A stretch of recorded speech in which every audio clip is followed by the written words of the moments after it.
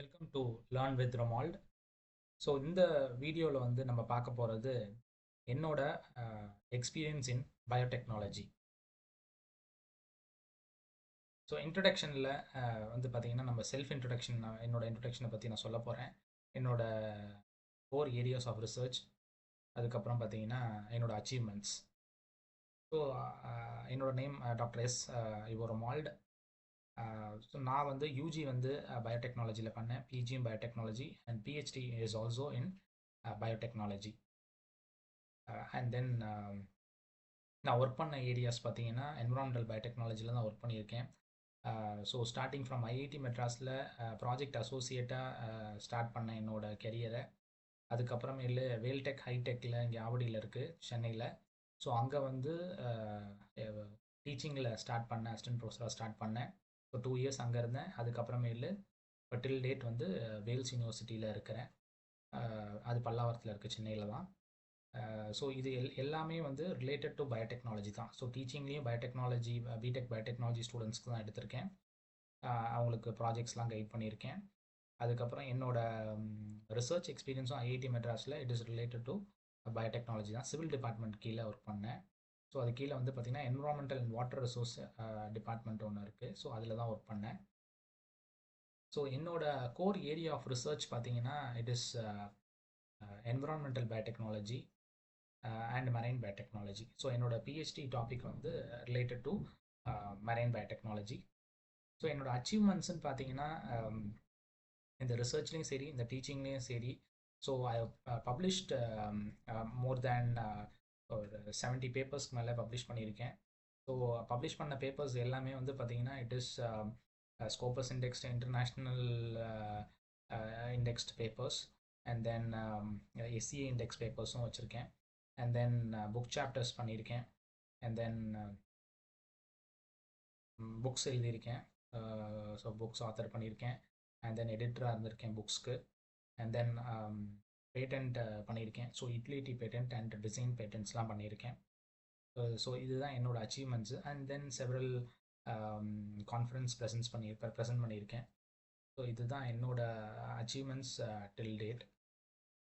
So purpose of this presentation, so இந்த ப்ரெசன்டேஷனை வந்து இதில் என்ன பண்ணலாம் அப்படின்னு பார்க்குறப்ப நான் வந்து உங்கள்கிட்ட வந்து என்ன சொல்லணும்னா பயோடெக்னாலஜி பற்றி சொல்லணும். So what is the scope of this biotechnology, so biotechnology படித்தா என்ன ஆகலாம், and then about my experience throughout this journey of biotechnology. அதுதான் வந்து நான் இந்த வீடியோவில் சொல்லணும்னு பார்க்குறேன். So contents of this presentation, so ஒவ்வொரு ப்ரெசன்டேஷன் அப்பையும் நம்ம எப்போதுமே இந்த கண்டென்ட்ஸ் பார்ப்போம். So basics of biotechnology, historical background, key areas of biotechnology, technological advancements, and then fifth one applications of biotechnology, and then last one is about teaching and learning. So இந்த last இது வந்து பார்த்தீங்கன்னா, ஏன்னா இந்த 5 topic பார்த்தீங்கன்னா it is related to biotechnological and biotechnology advancements அதெல்லாம் பார்க்க போகிறோம், அண்ட் அப்ளிகேஷன்ஸ் பார்க்க போகிறோம். லாஸ்ட் ஒன் வந்து நான் இப்போ கரண்ட்டாக ஒர்க் பண்ணிகிட்டு இருக்க ஒரு கிட்டத்தட்ட ஒரு 10 இயர்ஸாக, மோர் தேன் 9 இயர்ஸாக நான் ஒர்க் பண்ணிகிட்டு இருக்கேன். டீச்சிங் இதை பற்றி நான் சொல்லணும்னு ஆசைப்பட்றேன். டீச்சிங் அண்ட் லேர்னிங், என்னோட experience in teaching and learning I just want to share. So first one about basics of biotechnology. So பயோடெக்னாலஜினா என்ன, ஏன்னா ஒரு லேமேனுக்கு ஒரு பயோடெக்னாலஜினா என்னன்னு தெரியாதவங்களுக்கு, so biotechnology is a field of science that involves the use of living organisms, cells and biological systems to develop products and technologies aimed at improving the quality of human life and health of our planet. So biotechnology அப்படின்னு நம்ம கேள்விப்பட்ட உடனே நமக்கு மைண்டில் வர்றது, ஒரு லேமேனாக மைண்டில் வர்றது வந்து பார்த்திங்கன்னா, பயோடெக்னாலஜினா வந்து ஒரு ரிசர்ச் ஃபீல்டு, அதில் ரிசர்ச் மட்டும்தான் இருக்கும், அதில் வந்து இண்டஸ்ட்ரியல் அப்ரோச் இருக்காது, ஸோ அதனால் நார்மலான ஜாப் கிடைக்காது அப்படின்ற ஒரு அப்ரோச், ஒரு ஒரு டாக் இருக்குது. ஸோ ஆக்சுவலி பயோடெக்னாலஜினா என்ன அப்படின்னு பார்த்தோம்னா, ஏன்னா பயோடெக்னாலஜின்ற ஒரு ஃபீல்டு வந்து பார்த்தீங்கன்னா இது புது ஃபீல்டு, இப்போ புதுசாக வருது, எமர்ஜ் ஆகி வருது அப்படின்றத சொல்கிறாங்க. ஆனால் அப்படி கிடையாது. இப்போ பயோடெக்னாலஜின்றது it is an ancient field தான். எப்படின்னு பார்த்தீங்கன்னா, ஏன்னா it is a field of science தான்.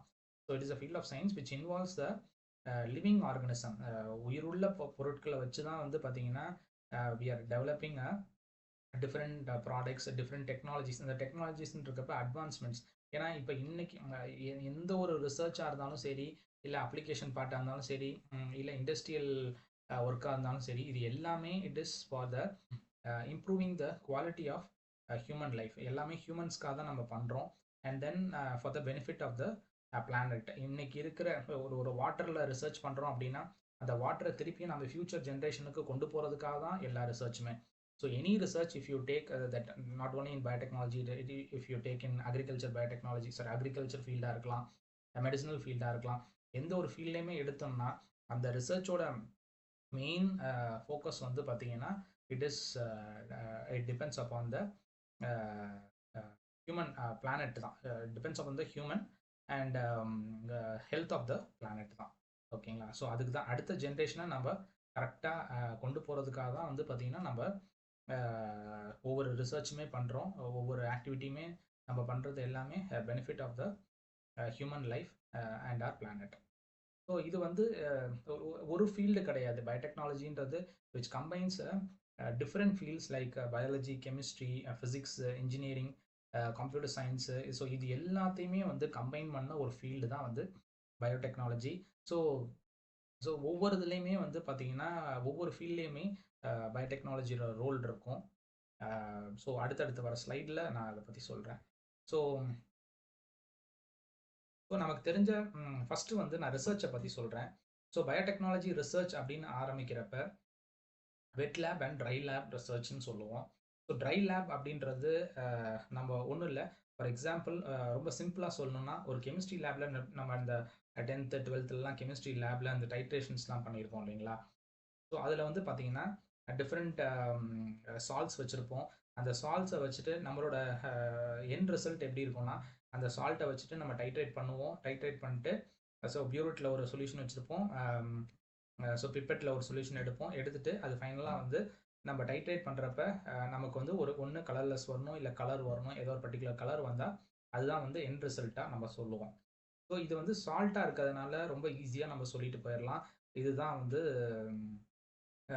நம்மளோட ரிசல்ட்டுன்னு ஈஸியாக நம்ம வந்து சால்ட்டை வச்சு நம்ம பண்ணிட்டு போயிடலாம். அதோட காஸ்ட்டுமே வந்து பார்த்தீங்கன்னா மேக்ஸிமம் ₹50 டு மேக்ஸிமம் ₹100 தான் இருக்க போகுது ஒருத்தர் பண்ணுறதுக்கு. ஆனால் பயோடெக்னாலஜின்னு வரப்போ ஒரு ஆர்கனிசம்மை, அதாவது ஒன்றும் இல்லை, ஒரு உள்ளுக்குள்ள இப்போ நம்ம உடம்புக்குள்ளார இருக்கிற ஆர்கனிசம்மை அதோட ஆக்டிவிட்டி, அதோட பர்ஃபார்மன்ஸு எல்லாத்தையுமே வந்து நம்ம பார்க்கணும் அப்படின்னா நம்ம வந்து உள்ளார இருக்கிறப்ப நம்ம வெளியில் வச்சு தான் நம்ம பார்க்கணும். வெளியில் ஏன்னா ஆர்கனிசம் வந்து உடம்புக்குள்ளார இருக்குது, உள்ளுக்குள்ளார பண்ணுறது நமக்கு தெரியாது. ஸோ அதோட ஆக்டிவிட்டி எப்படி இருக்கும், அது என்ன பர்ஃபார்ம் பண்ணும், அது என்ன நம்ம கெடுதல் பண்ணும், அது என்ன நமக்கு நல்லது பண்ணும் அப்படின்றத வந்து நம்ம ஸ்டடி பண்ணணும்னா அதை வந்து வெளியில் எடுத்து வச்சு தான் நம்ம பண்ண முடியும். அது வந்து உடம்புக்குள்ளார இருக்க ஆர்கனிசம் கிடையாது. ஒரு வாட்டரில் இருக்க ஆர்கனிசமாக இருக்கலாம், இல்லை சாயிலில் இருக்கிறதா இருக்கலாம், இல்லை ஏரில் இருக்கலாம். Any microbes if you take, அதை வந்து நம்ம வந்து அனலைஸ் பண்ணணும் அப்படின்னா நமக்கு வந்து ஒன்று வந்து வெட் லேப் ஒன்று தான் வந்து அதோட ஃபைனல் எண்ட் ரிசல்ட்டாக இருக்கும். அதை வச்சு தான் நம்ம வந்து we can find out okay whether it is giving a positive or it is giving a negative role அப்படின்றது நம்ம பார்க்க முடியும். ஏன்னா மைக்ரோப் அப்படின்னு எடுக்கிறப்பே வந்து பார்த்திங்கன்னா அதில் வந்து பெனிஃபிஷியலும் இருக்குது, நான் பெனிஃபிஷியலும் இருக்குது. ஸோ இந்த நான் பெனிஃபிஷியல் பாக்டீரியா தான் நம்ம வந்து என்ன பண்ணுது, இந்த மைக்ரோப் தான் என்ன பண்ணுது, நமக்கு டிசீஸை காஸ் பண்ணுது. ஸோ பெனிஃபிஷியல் மைக்ரோப்ஸ் வந்து பார்த்திங்கன்னா இப்போ நம்ம கேர்டில் இருக்கிறது வந்து பார்த்திங்கன்னா ஃபர்மெண்ட் பண்ணுறதுக்குலாம் யூஸ் பண்ணுறோம் இல்லையா? ஸோ அது வந்து it is a good bacteria. So இதுலேயே வந்து குட் மைக்ரோப்ஸும் இருக்குது, பேட் மைக்ரோப்ஸும் இருக்குது. ஸோ இதெல்லாம் ஸ்டடி பண்ணுறதுக்கு முன்னாடி, ஏன்னா ஒரு மைக்ரோப்ஸை வச்சு நம்ம ஸ்டடி பண்ணால் ஃபஸ்ட்டு அது வந்து அதுக்கு தேவையான ஃபுட்டு நம்ம கொடுக்கணும். அதுதான் வந்து மீடியான்னு சொல்கிறோம்.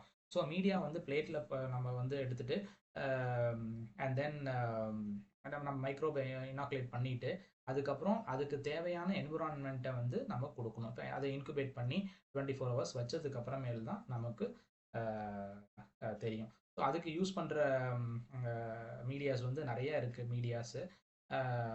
ஸோ டிபெண்டிங் அப்போ வந்து என்ன பர்டிகுலர் மைக்ரோப் நம்ம வளர்க்க போகிறோமோ அதுக்கு வந்து மைக்ரோப்ஸ் வந்து அதுக்கு வந்து மீடியா வந்து நம்ம யூஸ் பண்ணுவோம்.